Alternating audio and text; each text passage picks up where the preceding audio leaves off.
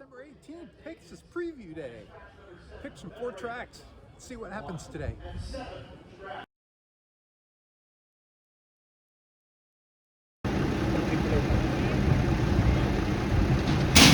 Racing in the Harlan's Holiday.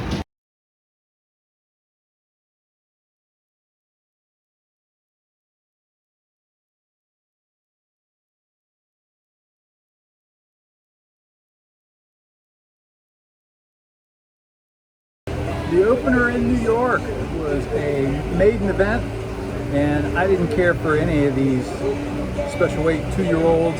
The ones with experience didn't look good. The firsters had poor stats, with the exception on the outside was a Chad Brown, Clarabit Stables runner by the name of Early Voting, number 7.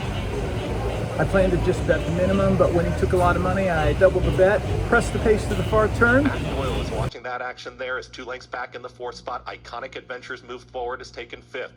Under a drive is Smart Storm. The trailer is Main Event, 47.19 for that half-mile time. They work into this far turn in the opener. Sul Farrow and an oncoming, menacing Early Voting right up on the outside, and Early Voting has taken the lead. Sul Farrow is back to second. Battles on. Matt Doyle's had a nice trip, is making up some ground from third. Also running on is Iconic Adventure. Then comes Main Event, Smart Storm.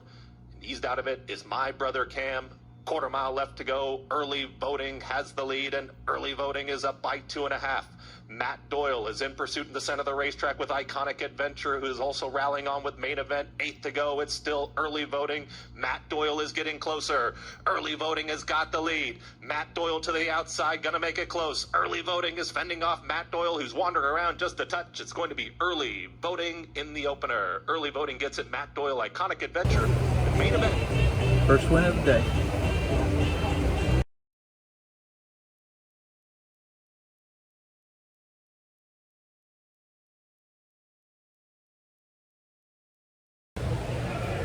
The second at Laurel was an allowance. I like number 1, Miss Chesapeake. She'd won her debut in a sprint, and then she went right to a stakes race. And she was a solid 4th, good enough. Now she was going a 1-turn mile. Track the leader into the stretch. 3 down furlongs to go. Betcha by golly in front of half from Long Distance Love. It's 2 back to Fool Yourself. A half in 48.03. And now on the move, here comes Miss Chesapeake. Miss Chesapeake's off the inside now, moving up on the far outside into 4th and now 3rd. Top of the stretch, they make the turn in. A quarter of a mile left to go. Long Distance Love.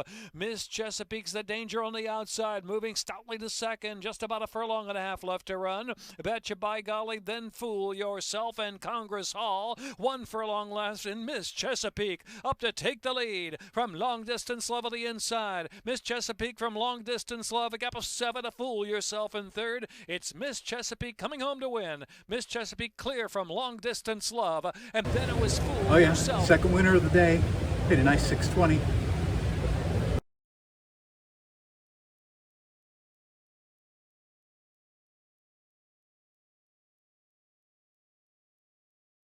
The third at Tampa was a maiden special weight, 5 furlong turf sprint, and Christophe Clements, number 3 Quick Commander, just looked tons the best.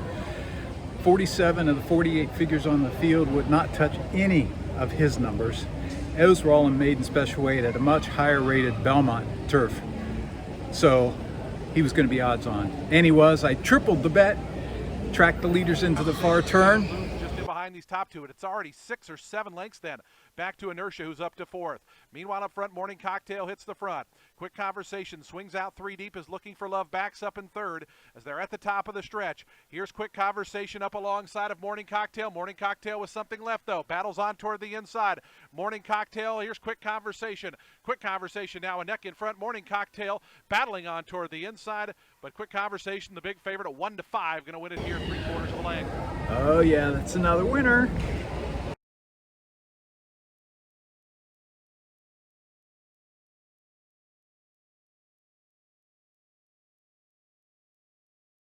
And a bet with my favorite girls, the twins.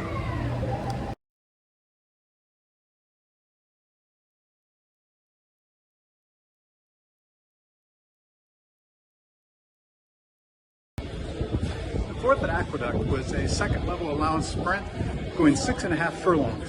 And it was as much about the promise of number 1 Happy Medium as was her ability. After a okay start to her career, she was off for 6 months, then came back with a sensational 103 buyer, drawn off by over 9 lengths. How good was that? Came back in allowance company, won again by 5+ with a 93 buyer. Shot right to the front, opened up on the turn. Happy Medium, 3 to 5, and Happy Medium is well in command. What do you think now is in pursuit as they approach the quarter-mile pole? Happy Medium in hand at the top of the stretch, kicks for home. What do you think now? Right there in second continues to chase Mr. Phil, and the red cap is making up some late ground. Chestertown and also T loves a fight, but Happy Medium is striding away for a final 1/8 of a mile. Happy Medium is 4 in front. What do you think now is in second?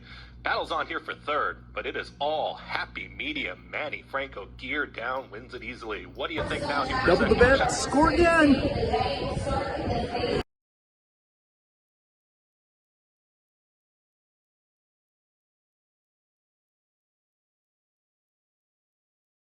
Picked up my 3rd win at Aqueduct, still looking for my 1st win here, when Bold Journey went off as the favorite in a maiden special weight 2-year-old 6 furlong sprint. The par figure, which I don't use them often, is a 69 buyer to win this. Last time out as a best of the rest second, she earned a 77. She looked to walk with this right to the front. Jose Ortiz, they're 2.5 in front.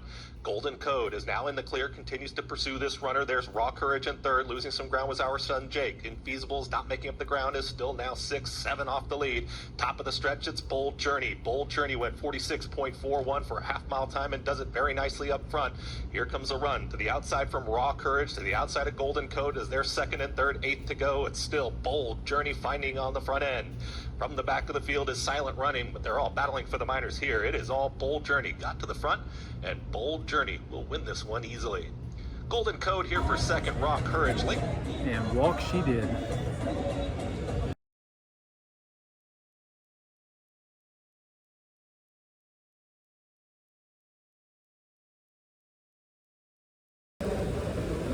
The 6th at Laurel was an allowance sprint going 6 furlongs, and I like number 9, Fraudulent Charge. The question was, did she want to win? Some people would look at that resume, 7 starts, 1 win, 5 seconds, and a third, and say she just doesn't want to win. For me, 4 of those losses came in stakes races where she ran 2nd or 3rd. The other 2 were allowance losses to horses that came right back to win, and one of them came right back to win the Politely Stakes, and that's important because in the Politely Stakes, the horse that ran 4th was Miss Chesapeake from today's first race at Laurel, who won for fun. With that in mind, I upped the bet.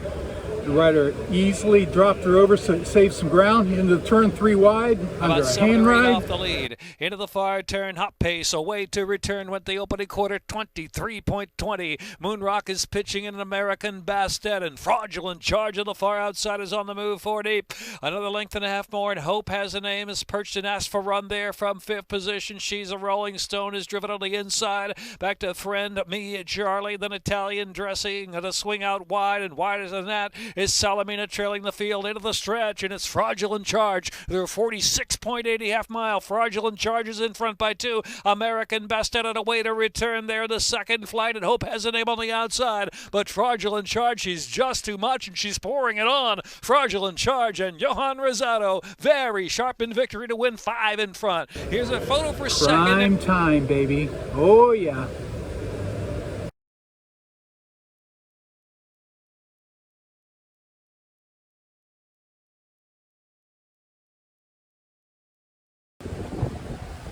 The 8th at Aqueduct was the co-featured New York Stallion Series 5th Avenue Stakes for 2-year-olds.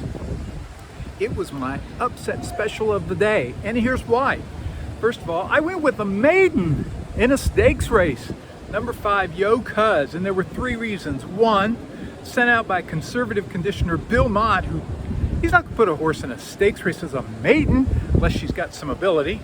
Secondly, in her debut, she was well played at 9-2, broke dead last, 13 lengths behind, came running late within 5 lengths of the winner, and most importantly, one of my favorite angles, a best of 117 bullet work. Woo, that's smoking. Split horses to take the lead right away. Yo Cuz Opened up. got the lead. Yo Cuz passes that half-mile pole, is still a length in front. Yokaz went 22.96 for an opening quarter mile. Here comes Bank on Anna, ready to challenge right up on the outside. Laoban's Legacy in between horses. Also rallying on is Lauchi. Lauchi is now in the clear, is chasing this leader. It's Yokaz who's in front. Yokaz and an oncoming Lauchi. Outside of that one comes Bank on Anna in between horses. These three across the racetrack. They got a quarter mile left to go. Yokaz turns for home. Lauchi in the center of the racetrack. Morning Matcha has got momentum. Also with Shigeko is battling on. They've got to catch Yokaz. Yokaz has got an eighth to go and is 3 lengths clear. Lauchi continues to chase. Morning Matcha is in pursuit but running out of time. It's Yokaz who's almost home. Morning Matcha is making up that late ground. Yokaz, Morning Matcha. Yokaz will hang on. Yokaz gets the victory. Morning Matcha. Wire to wire. Oh yeah, better than 3-1.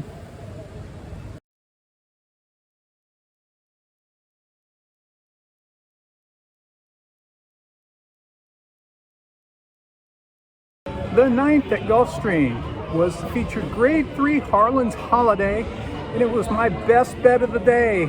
Drawn on the outside, number 6, Fearless for Todd Pletcher and Michael Poli's stables, with Luis Saez up. I didn't think the post mattered, even though there was a short run to the first turn, and with the short finish line, he'd won the Grade 2 Gulfstream Park Mile for me earlier in his career. Sat a perfect tracking position to the far turn, glided to the front. In the 2021 Harlan's Holiday, Mighty Heart has the lead through a 47 3/2 mile. Blue Steel pushed him along in the second quarter. 3 wide. Here's the move from Fearless. Fearless moving right now, and only a neck off the lead as they round the far turn.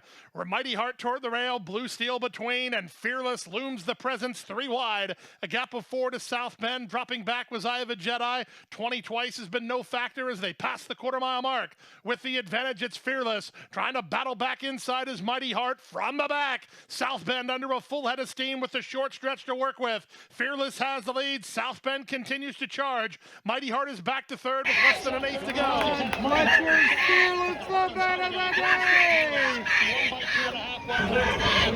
Prime time! Got my first stakes win here today.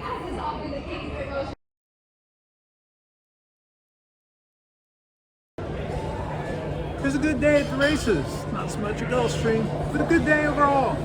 We'll be back next week at some point. Next week's Christmas.